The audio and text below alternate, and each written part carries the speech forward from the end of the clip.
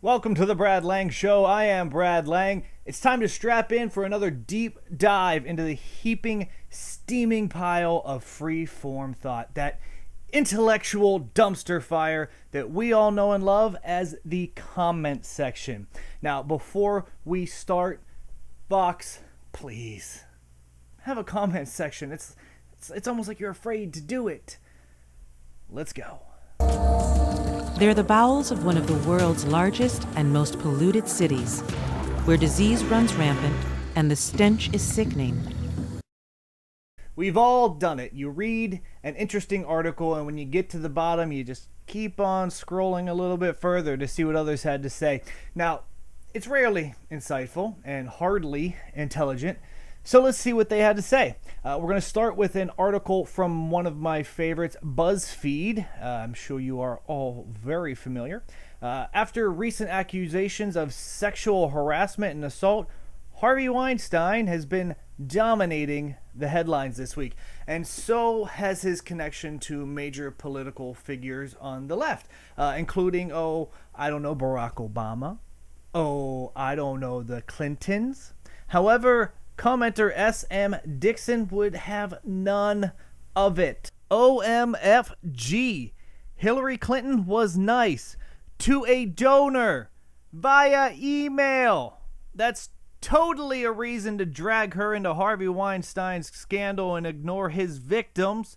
Meanwhile, I'm still waiting for the so-called liberal media to demand that every Republican who took money from serial sexual predator Donald Trump, Roger Ailes, and Bill O'Reilly donate that money to charity and denounce the predator who made the donation.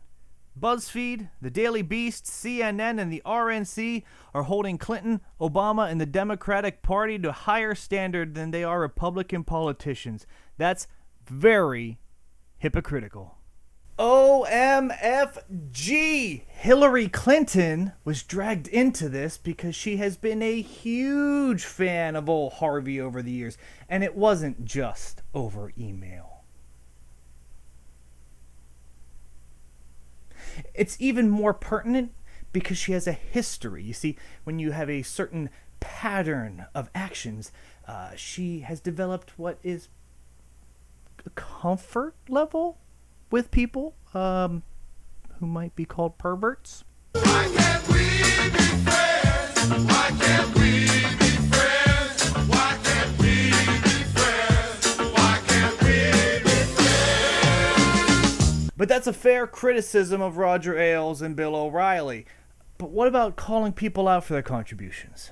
Well, it's trickier than that because, you see, Bill and Roger were both on, what we'll loosely consider the news business. Their contributions were primarily to organizations and PACs, not candidates directly.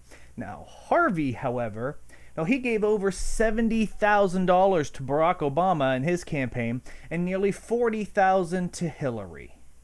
You tell me if there's a little bit of a difference there. Now, BuzzFeed is a lot of fun, so let's stick with that. The other major story this week, it's the story that's still a story because we just can't seem to stop talking about it. This week, NFL Commissioner Roger Goodell sent a letter to every team informing them that everyone should stand for the national anthem. And Miss Manned Hope was not a fan. Or perhaps everyone could respect these players' right to peacefully protest. Why do they even play the anthem at professional sporting events anyway? The NFL isn't the Olympics. These players aren't on the field to represent their country. They're there to play a sport for entertainment purposes. Just stop playing the anthem and problem solved. Just stop playing it. We'll solve all our problems. Now, look, I'm not going to go into this because I covered this exact issue in a previous video, which you can check out by clicking the link up above. But needless to say, the owners do have every right to have them stand for the national anthem or not play them. Now, it's just as the players have every right to choose to kneel and face whatever comes of it. To answer some of your questions, though, briefly, we've played the national anthem ever since World War II. We're not going to stop just because of a narrative that's based on a bunch of lies. This is the last article from BuzzFeed, I promise. This week, 19-year-old Texas Tech student was arrested after killing a campus police officer. Obviously, Hollis Daniels being white, for some reason, had a triggering effect on commenter Wabo. If this dude was black, there would be no custody but a dead body. And don't tell me to don't bring race into this, cause F y'all. No. Had he resisted arrest, or had he brandished a gun at the officers, then yeah, probably he would be dead. But that didn't happen. So he was arrested and he will stand trial, because that's how the system works. Don't bring race into this. It has nothing to do with it. Now, normally, those who have an axe to grind with gun ownership also love to get involved in cases like this one, and the left wants to have its fun. So Sinead Moran, who clearly knows nothing about how laws work, put in her 2 cents. This may come off as insensitive. While I am very saddened, I'm not shocked that this would happen here. You're legally allowed to bring concealed guns on campus? While not legally allowed as a 19-year-old, I am assuming he still had a valid gun license, which is too easy to obtain. It's not insensitive, Sinead. It's ignorant. See, you have no idea how the firearms laws are applied. You just connected two things and assumed that there was a causality there. See, in Texas and most other states, you have to be 21 to purchase a handgun. Hollis was 19, which also means there was no way that he had a valid concealed carry permit because, he was 19. So concealed carry on campus had nothing to do with this. I've got 2 more comments in here today, and these come from one of my personal favorites, the Huffington Post. They posted an article about the Clean Power Plan. Now, what the CPP is, it's a set of regulations that were developed under the Obama administration that would have effectively crippled the coal industry in this country. Now, these regulations have never been in effect. That's very important. Remember that. The Supreme Court blocked them in 2016. But HuffPo, they go on for 3/4 of this article just listing off nearly every major environmental disaster you could name off the top of your head, from wildfires, hurricanes, flooding, before they finally state that these regulations would have had no impact on any of it. So Huffington Post is angry that the Trump administration is not fighting to have Obama-era regulations imposed.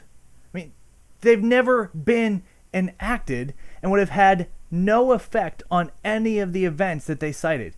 Now, I suppose they did it just to piss off commenter NYTW. Come up with a better name, Night2.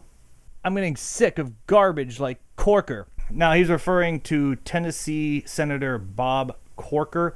He made a statement to the press that it was a small number of businesses that actually opposed the CPP. Continue. Speaking out about what an idiot and incompetent Trump is. This was obvious 18 months ago, and the trash did nothing to stop him because all they cared about was gaining more power in their attempt to destroy liberal democracy in America. That is it. My God, we figured it all out. This is how they plan to destroy liberal democracy. By not implementing the CPP, I don't know. I don't know how you imagine that would work. I mean, we're not even a democracy, by the way. We're a constitutional republic, but I'm sure you knew that. And I'm sure that Amanda Stanton knows it too. You see, she's a smart cookie. Now, she won't get baited by the left's empty threats that Republicans hate clean air, clean water, safe food, babies, and old people. No, not her. Where are the moderate Americans? Why are we not standing up and demanding that the Environmental Protection Agency be allowed to do what it was designed to do? Protect the environment. We all need clean air to breathe, clean water to drink, and a safe food supply. Damn it, Amanda, I believed in you. This doesn't even warrant a response. I mean, it's ridiculous to think that anybody, political affiliations aside, wants to drink water with lead ice cubes or take in a lung full of asbestos or eat radioactive beef. But that's why we come down here. We come down here to swim with the logically inconsistent and the laughably ill-informed. But that's going to do it for this video. I hope you enjoyed our little dip into the sewer. And as always, don't go swimming before an hour after you eat. And please don't dive into the shallow end. Let's see here. OMFG. To stay up to date on all the latest content and videos, be sure to click subscribe. And you can find me on Twitter @BradLangShow. Thanks for watching.